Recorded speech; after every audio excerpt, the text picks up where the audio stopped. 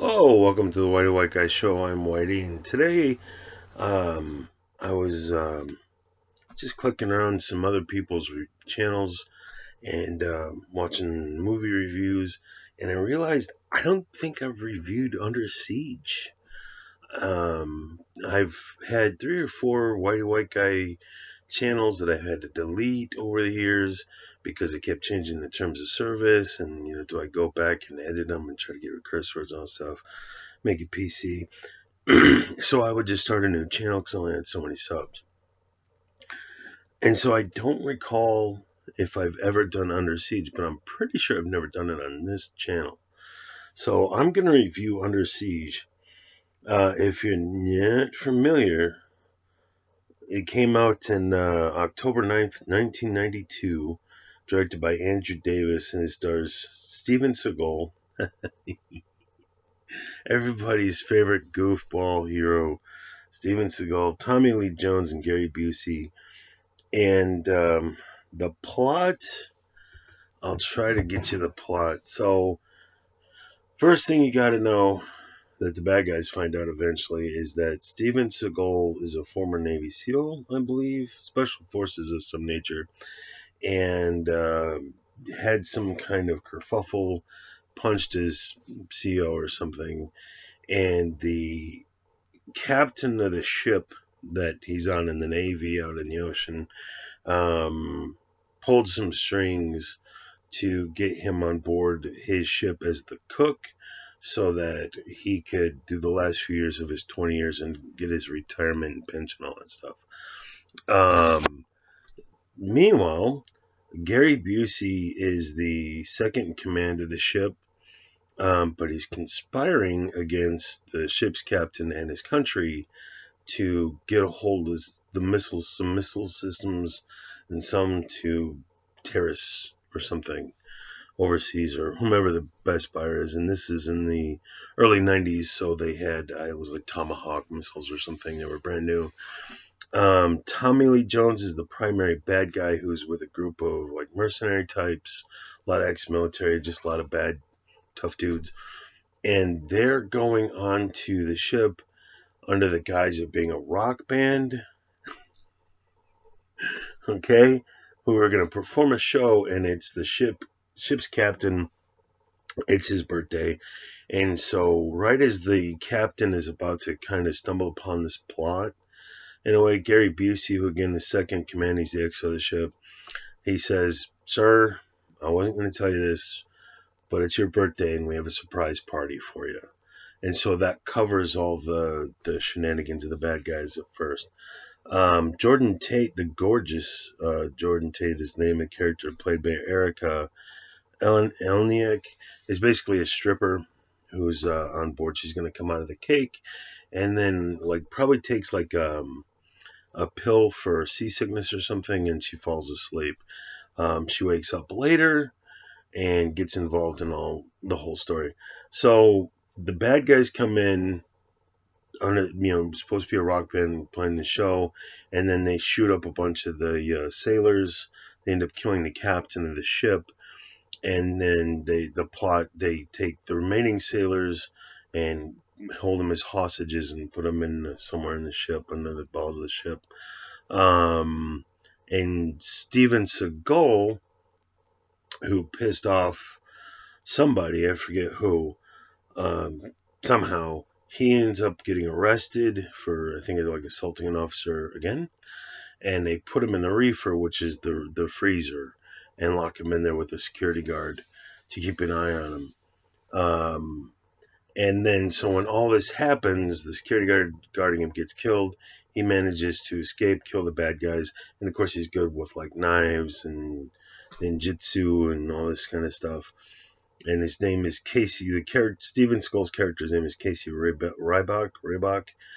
And so when they're going through the files, only then, of all the people on the ship, Gary Busey and Tommy Lee Jones, only then did they discover he's an ex-Navy SEAL, and now he's on the loose. And he takes a handful of like scattered sailors that haven't been captured, they're hiding in different parts of the ship or whatever, and they put together this group and they come up with a plan to take back the ship from the bad guys and which they of course do. And the good guys win, and Steven Seagal gets the girl. Pretty standard story in a lot of ways. This then inspired a sequel, which I was watching a review for, which is I've seen parts of it, and it's just awful. This film, Under Siege, is not great. Of course, it's a Steven Seagal action film. This is not a thinker. This is a turn your brain off and have a good time film, and it works. It's enjoyable. It's imperfect, but it's fun. It's a good action shoot 'em up. The plot is thin, but it's a lot of fun. But let me just go over some of the cast. Steven Seagal, Gary Busey, Erica Eleniak, Tommy Lee Jones, Andy Romano plays the captain, the admiral, I suppose. No, Patrick O'Neill plays Captain Adams. I don't know who the admiral comes in. Nick Mancuso, Damien Chapa, who was in Blood In, Blood Out. He played the, the main character in that. Cole Meany from Star Trek fame. And then just, Troy Evans is in this. He's been in a whole slew of films. If you saw his face, you'd be like, oh, that guy. I've seen him in 20 movies. Glenn Morshower plays Vincent. Dale Dye is in this. Raymond Cruz has been in a bunch of stuff. And just Eric Bogosian, who's a really good actor, has been in a bunch of things. I didn't know he was in this. I don't think he's in this. I think he's in the sequel. Am I looking at the sequel? This is weird. So, anyway, the cast is solid for what they're supposed to do. But the interesting thing about this film is that the good guys are boring, white bread, goody two shoes. That's not exciting. What makes this film is, without question, the villains.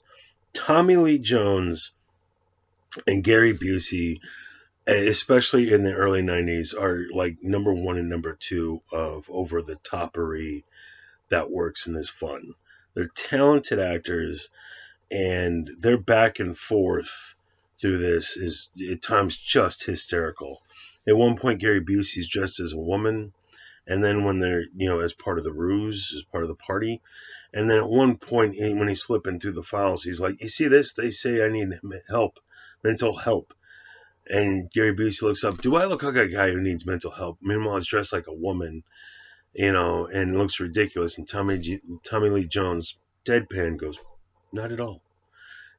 So you get a lot of energy and fun from Gary Busey and Tommy Lee Jones. And of course, if you were alive during that period of time and you remember the 5 minutes before this, you'd sit there and go, man, who would make two great villains working together? Tommy Lee Jones and Gary Busey. That'd be hilarious. And that's what happened. And so 80-something% of what works about this film is it's the villains. And Cole Meany, who is, if Gary Busey and Tommy Lee Jones are like bad guys, the primary henchman, mastermind type guys, Cole Meany's like the primary henchman, and then one other guy. But Cole Meany plays a cold dude. Like, I like him as a villain. He usually plays a hero character. Mostly I know him from Star Trek. He's been in a few other films. But he plays a good villain. He plays a good, stout, you have to worry. If you're Casey Ridley, if you're the heroes, you got to worry about this dude. He's got his shit together. And so, again, what works about this film is that the villains work. The heroes are kind of lame, but the villains are cool. And that's so often the case. Good villains in turn make good heroes, in turn makes a good film. This is not a film to take seriously. This is not The Fugitive, or I don't know, fill in the blank good movie where you're like, it's dumb action popcorn. Eat your popcorn and have a good time, and it works enough. It works enough. I am not a Steven Seagal fan. This film succeeds despite Steven Seagal, and his goddamn ego always gets in the way. He has to be the hero in every situation. And when you have these trained sailors, they're not special forces, but they got training and background to do with their jobs. They all fail completely. He has to show up and be the hero at every single turn. He has to be the too cool for school with all the one-liners and everything, and it doesn't work. He's not a convincing superhero or a action hero. So this film succeeds despite Steven Skull's best efforts to derail the fucking thing. And Gary Busey and Tommy Lee Jones make it work. And there's a fight at the end of the film that has been building up towards between Tommy Lee Jones and Steven Seagal. And Tommy Lee Jones, they're doing knife fighting, and Steven Seagal gets a little scratch on his face.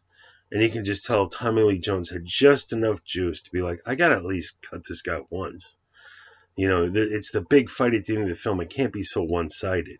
Steven Seagal is like, I'm so good, though. You wouldn't be able to so much as scratch me because I'm so good.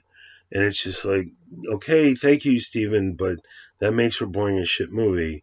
It's got to be a pretty 50-50 battle. Anybody could have won this thing until the end.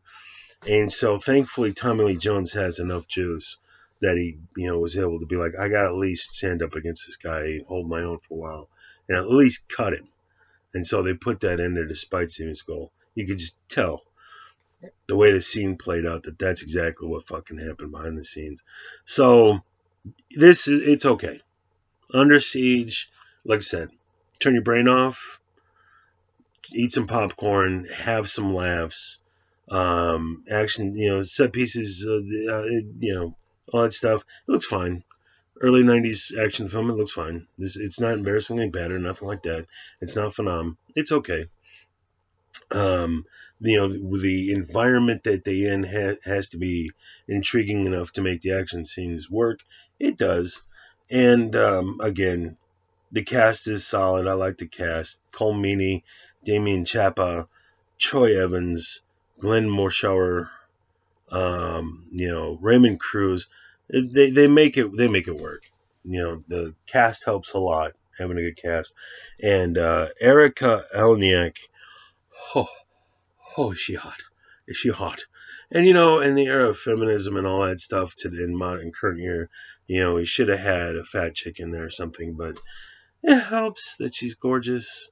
And she's a bit, at first, of course, she's understandably shaken and all that kind of stuff, but ultimately she kicks in and kicks some ass along the way as well. She's a bit damsel in distress early on, but when she gets her bearings, she's not just, oh no, save me. She's got an Uzi and she's taking out some dudes. So it's fair enough.